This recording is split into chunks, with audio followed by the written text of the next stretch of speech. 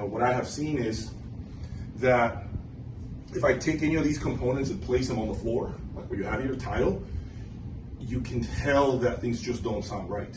Now, the average end user is never going to really pick that up because of the fact that they're just used to placing components on normal surfaces.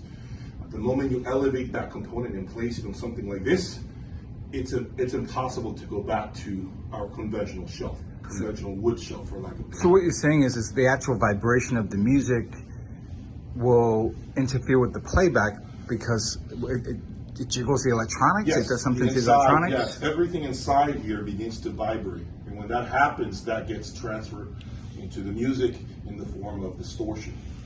Things become not as focused. You feel that things become a little more, I wouldn't use diffused, but I can't think of a better word right now. Well, I think you hit a good word, was distortion, because in our first video, we talked about how the fact that you had lowered the noise floor so much in your system that it was distortion free. And you don't realize how much distortion you're hearing in a system until you hear a system that has jet black backgrounds. Never do you even think about those things until you get to this level.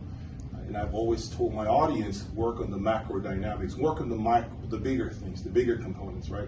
What you're doing is you're doing everything at once. You're fine tuning, you're adding the right shelves, you're putting all these stands that are going to just take things to the next level. Now, this wouldn't be something, of course, that I would buy if I were just a beginner.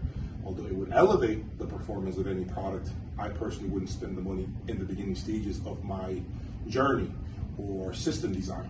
At the end, once you have the right amplification that you feel is suited for your needs and your speakers and your listening space, and you have the right preamplification and other components, then I can definitely say begin to round things out by placing something like this under your electronics, or even the amplifier stands that you have, which we will showcase on the next video. But absolutely phenomenal results every time I've used Artisani stands, and never really had any desire to try anything else because of the adjustability, the coolness of being able to literally change the presentation by using what I showed on my earlier video, those plates that you insert underneath the bottom plates, the footing, for lack of a better word, of the actual stand. So when you begin to do these last minute tweaks, it just pays much more dividends, bigger dividends,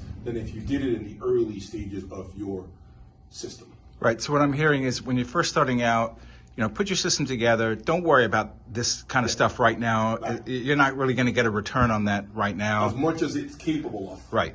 Yeah. But as you move up that ladder, then this is really what's going to put the system over the top. Without a doubt. Without a doubt. Same thing with the acoustic panels that you have, the treatments, everything you've done here, which is phenomenal. I didn't expect it to be so great, by the way. Everything here will just elevate and help the components that you have here in front of you. So right now we are finishing. We're going to put the DCS on the bottom with the clock. Now, just to let my viewers know, Tika doesn't have enough shelves right now.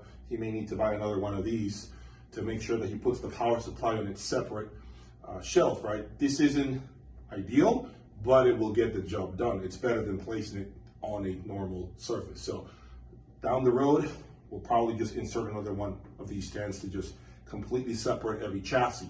But what we will do is we will put the DCS Rossini at the bottom with the clock on top of it to get things going. And then we'll start bringing the big amplifiers on the sides of the room and the Mephisto in the center. So you guys will get to be part of this journey. And then I'll take videos of the system and see what it sounds in the beginning stages and what I end up doing with it, and how far I end up taking it with the placement of the Alex Wilson Audio Alex speakers. Okay. Stay tuned for more, guys.